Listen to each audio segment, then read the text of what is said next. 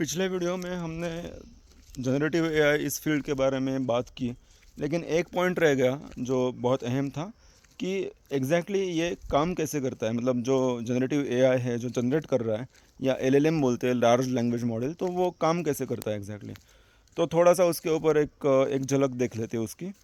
तो पहले एलएलएम देखते हैं, लार्ज लैंग्वेज मॉडल।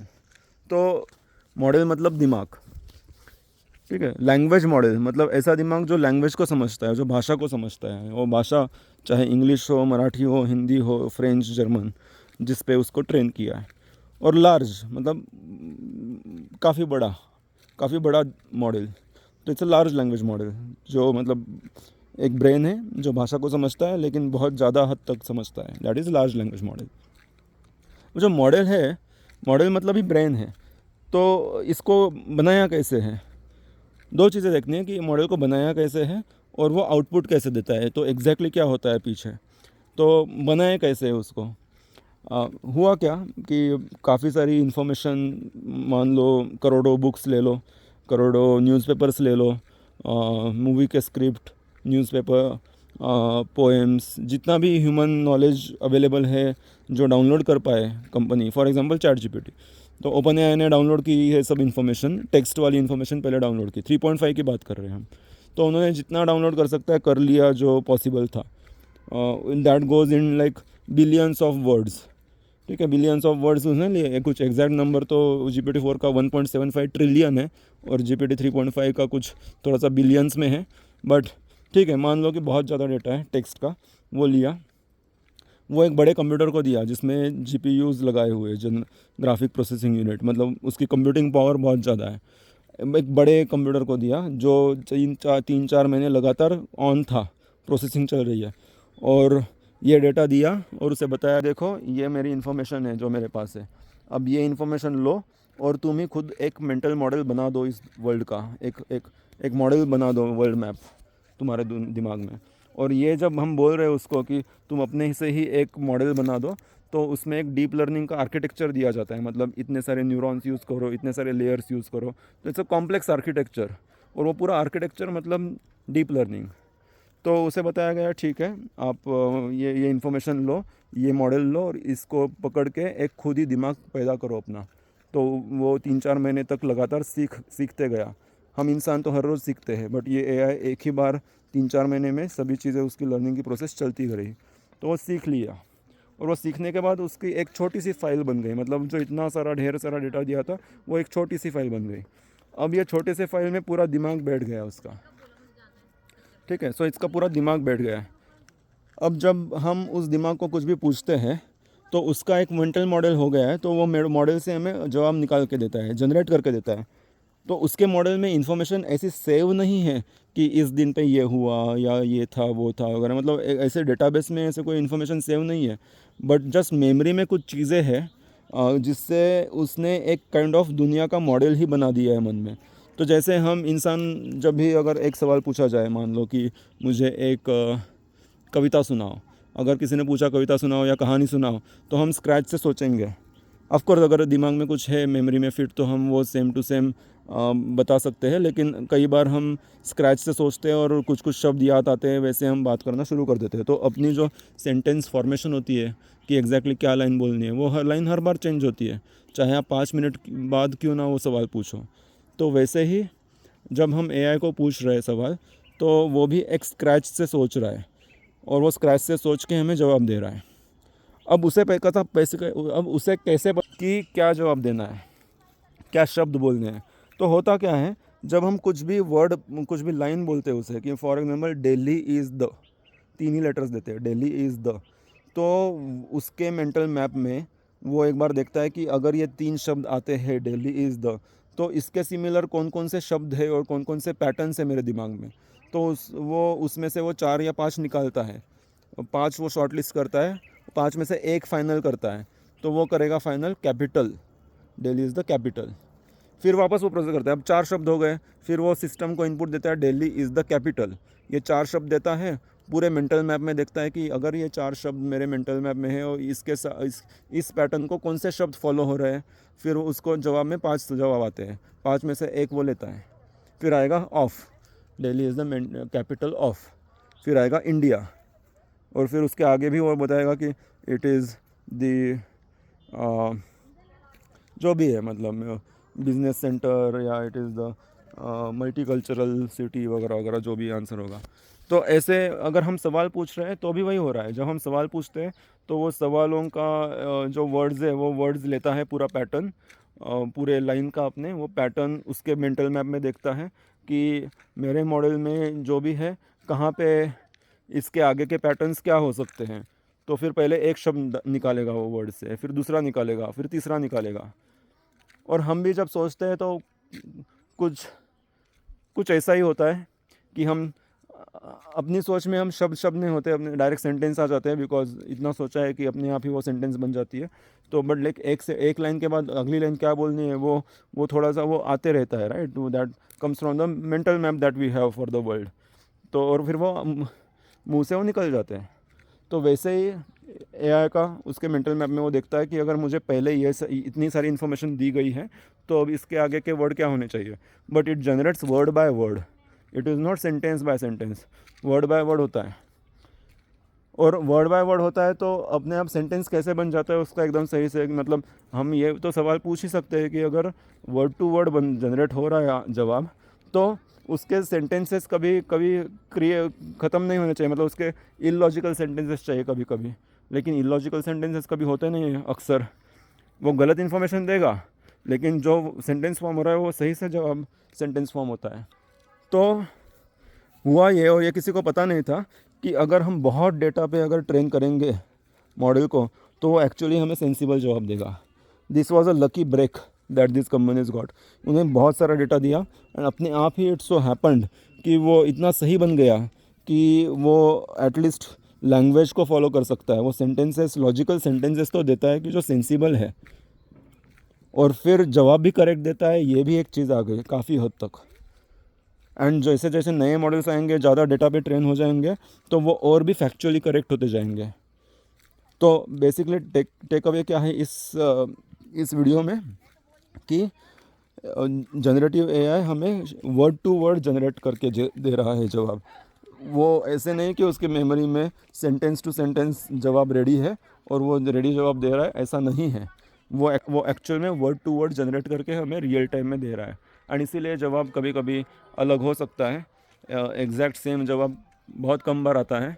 मतलब फैक्चुअल क्वेश्चन है तो ठीक है कि ग्रेविटी क्या है अर्थ की, तो वो तो सेम ही जवाब देगा।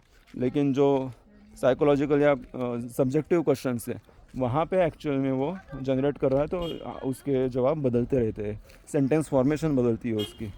और फिर जब हम इंस्ट्रक्शंस देते हैं तो वो समझ लेता है एंड देन उसके हिसाब से हमें जवाब दे रहा है।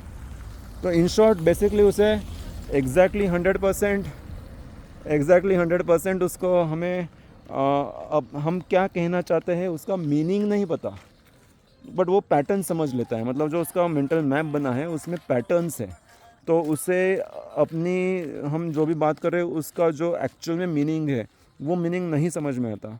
उसको समझ में आता है कि ये अगर शब्द है 3-4 रिलेटेड, तो इसके आगे ये 30-40 शब्द रिलेटेड हो सकते हैं, और वो दे देता है। तो हमें लगता है कि वो हमें समझ रहा है, बट एक्चुअल में वो सिर्फ पैटर्न मैच कर रहा है। उसको अगर अलग तरीके से समझा है तो ये हम ये बोल सकते हैं कि अपनी लाइन को वो खींचता है। वो बहुत ज़्यादा बात करता है, हम उसको 4 शब्द देंगे तो वो हमें 40 बना के देगा। ये उसकी आर्ट है, ये उसकी स्किल है। बस ये है कि जब वो 4 के 40 बना रहा है तो वो जो 40 बना रहा है वो बहुत सही से दे रहा है कि जहाँ पे अपना मकसद तो पूरा हो रहा है। और this was the lucky break, nobody really imagined कि ये ऐसे होगा, और एक पॉइंट पे वो हो गया। एंड देन वहाँ पे समझ में आया कि अरे बड़े बड़े मतलब बहुत बड़ा टेक्स्ट दिया तो हो जाता है काम।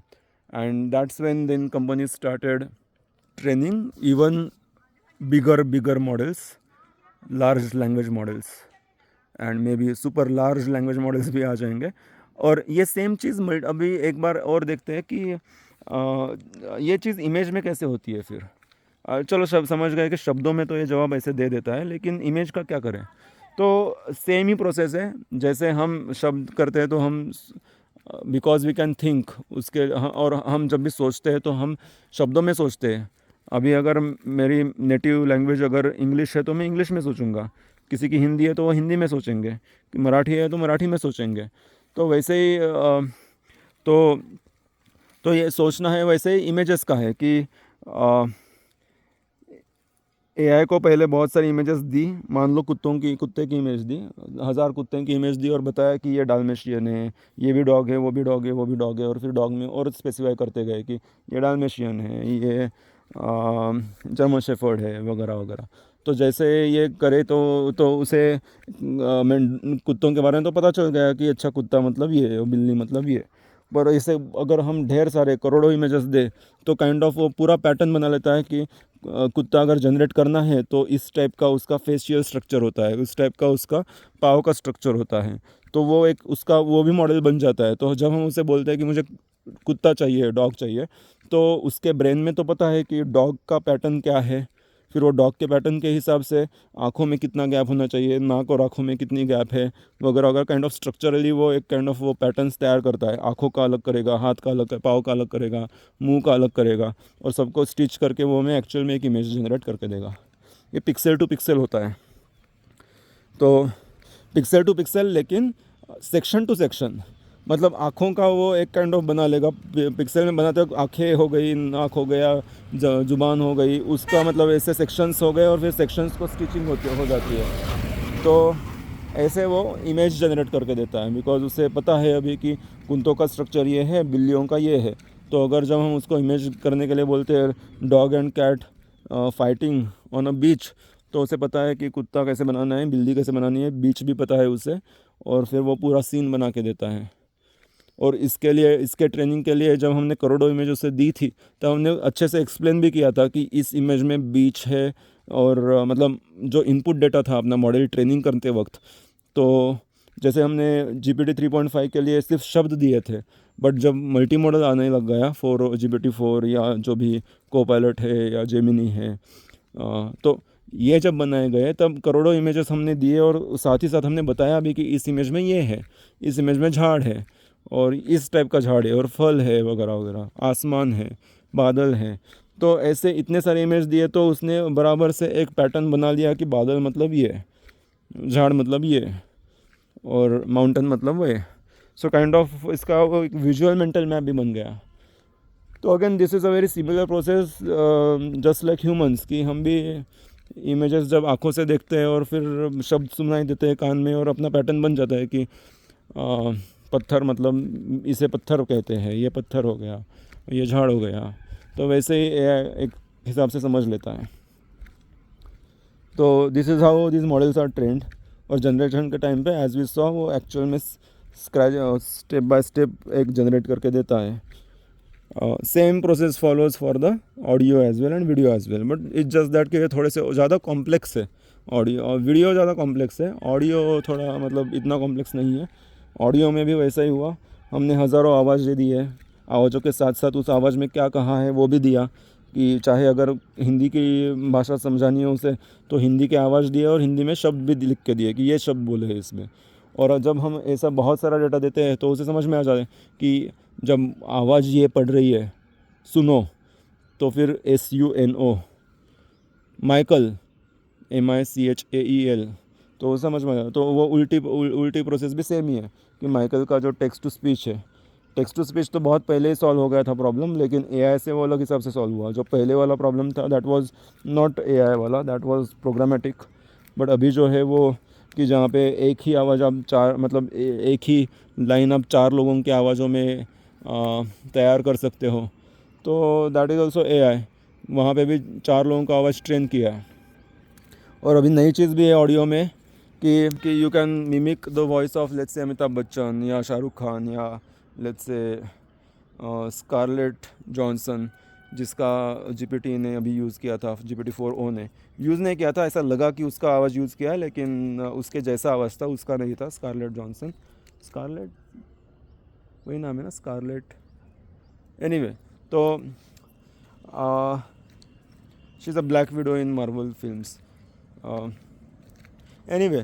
तो वी कैन मिमिक। तो होता क्या है कि हम मान लो अमिताभ बच्चन का आवाज़ हमें सेम बनाना है, क्लोन करना है, तो हम अमिताभ बच्चन की आवाज़ लेंगे 10-12, मतलब एक 10 मिनट की आवाज़ ले लिए, चलो 10 मिनट की आवाज़ हम लेते हैं, और एक सिस्टम को बोलते हैं कि ये आवाज़ लो और मुझे इसका पूरा एक पैटर्न बना के दो।